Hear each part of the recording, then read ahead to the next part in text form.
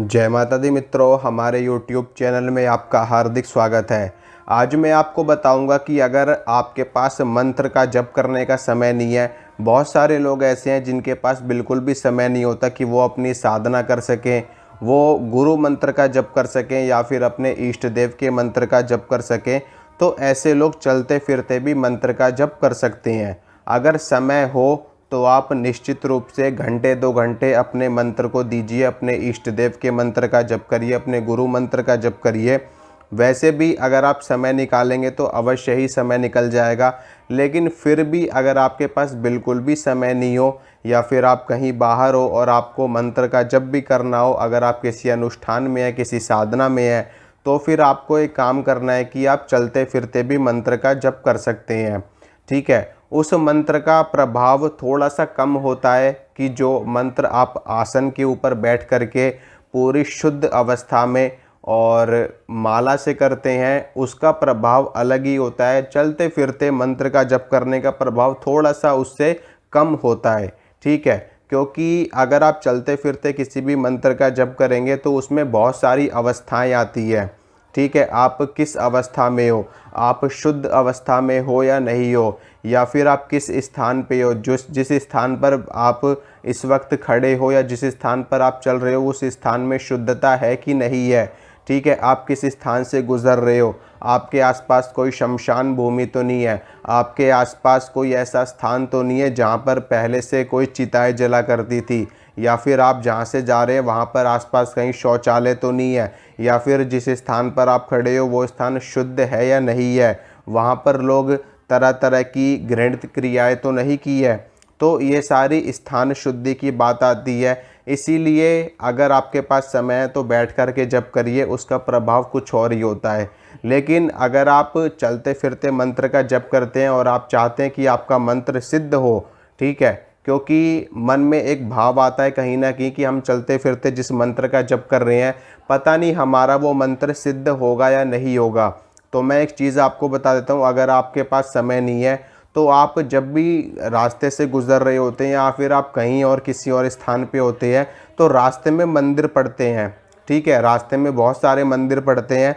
आप एक काम करिए, सिर्फ 5 मिनट निकाल करके मंदिर चले जाइए, वहाँ पर आप बाहर हाथ पैर मुँह धोइए अपने, और उसके बाद में 5 मिनट के लिए मंदिर में बैठ करके आप अपने मंत्र का जप करिए। आपका मंत्र ऐसा बेहतर रूप से सिद्ध होगा जैसा आपने कभी सोचा भी नहीं होगा। यानी कि जो आप घर में बैठ करके साधना करेंगे उससे कई गुना फल आपको मंदिर में बैठ करके मंत्र जप करने से प्राप्त होता है। मंदिर यानी कि ऊर्जा का पावर हाउस है, जहाँ पर ऊर्जा का पूरा भंडार होता है, जहाँ पर देवी देवता स्वयं विद्यमान होते हैं। ठीक है, आपके घर में देवी देवता विद्यमान हो या ना हो, लेकिन मंदिर में उनका स्थान होता है। मंदिर देवी देवताओं का घर होता है। जैसे आपका घर है उसी प्रकार से देवी देवताओं का घर भी होता है। तो अगर आप 5 मिनट निकाल करके किसी भी मंदिर के बाहर या मंदिर के अंदर बैठ करके मंत्र का जप करते हैं तो आपका मंत्र बहुत ही जल्दी सिद्ध होता है। अगर आप एक साधक है तो आप वैसे भी मंदिर में जा करके जप कर सकते हैं, अगर आपके पास समय है। सुबह को स्नान करिए, स्नान करने के बाद शुद्ध वस्त्र धारण करिए, धुले हुए वस्त्र धारण करिए, उसके बाद में अपनी माला लेकर के अपना आसन लेकर के सीधा मंदिर चले जाइए, वहाँ पर अपना आसन लगाइए, मंदिर के जो मुख्य देवता हैं उनको प्रणाम करिए, चाहे वो किसी भी देवी या किसी भी देवता का मंदिर ही क्यों ना हो और आपका गुरु मंत्र किसी और देवता का ही क्यों ना हो, कोई फर्क नहीं पड़ता उस चीज़ से। बस मंदिर के जो प्रधान देवता हैं, जो वहाँ के मुखिया हैं, उनको प्रणाम करिए, मंदिर के प्रधान देवता को। उसके बाद में अपना आसन बिछाइए, आसन के ऊपर बैठिए और माला लेकर के मंत्र का जप शुरू कर दीजिए। जो जो मंत्र आप अपने घर पे करोगे, ठीक है, उस मंत्र का 100 गुना 1000 गुना फल आपको मंदिर में जप करने से प्राप्त होता है।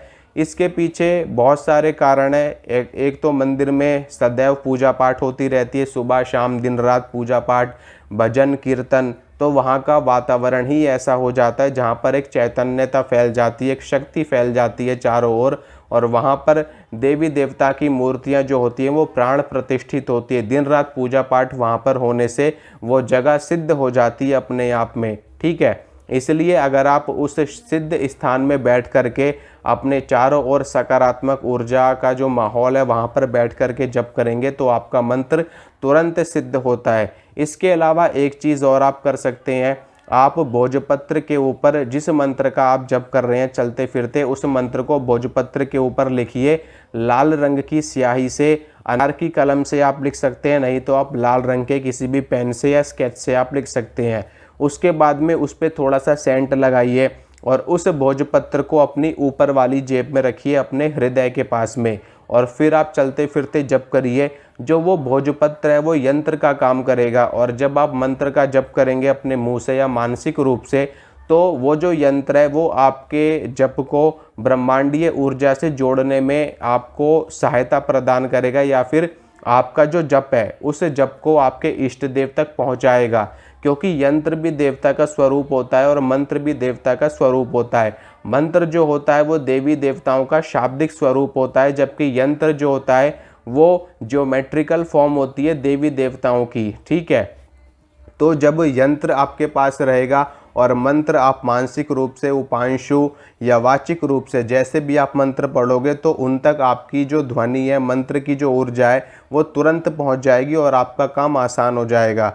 ठीक है, तो इन दोनों में से कोई भी चीज़ आप करेंगे तो आपको बहुत ही ज़्यादा फायदा होगा। जो आप मंत्र जप कर रहे हैं चलते फिरते, वो मंत्र जल्दी से जल्दी सिद्ध होगा।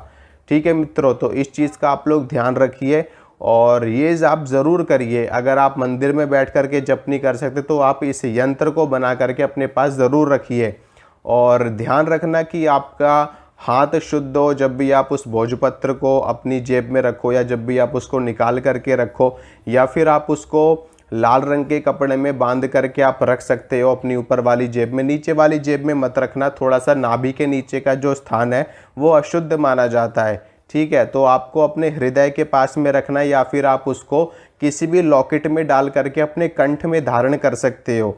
जो आपने भोजपत्र बनाया है उसको आप ताबीज़ में भर के लाल रंग के धागे में डाल करके आप उसको अपने गले में धारण करिए, या फिर आप उस भोजपत्र को लाल कपड़े में बांध करके अपने बाजू में धारण कर सकते हैं, अपनी कलाई में धारण कर सकते हैं। जहाँ भी आपको सही लगे, उचित लगे, उस स्थान पर आप उसको धारण करिए, और उसके बाद में आप चलते फिरते भी मंत्र का जप करेंगे तो वो जो यंत्र है वो आपका रिसीवर और ट्रांसमीटर दोनों का काम करेगा। ठीक है, आपकी ऊर्जा को ब्रह्मांड तक पहुंचाएगा भी, और ब्रह्मांड से देवी देवताओं की तरफ से जो ऊर्जा आपके लिए भेजी जाएगी, आपके कल्याण के लिए, आपके मंगल के लिए, आपके भले के लिए, उसको भी वो रिसीव करेगा और आपके शरीर में प्रवेश करवा देगा, आपके चक्रों में प्रवेश करवा देगा।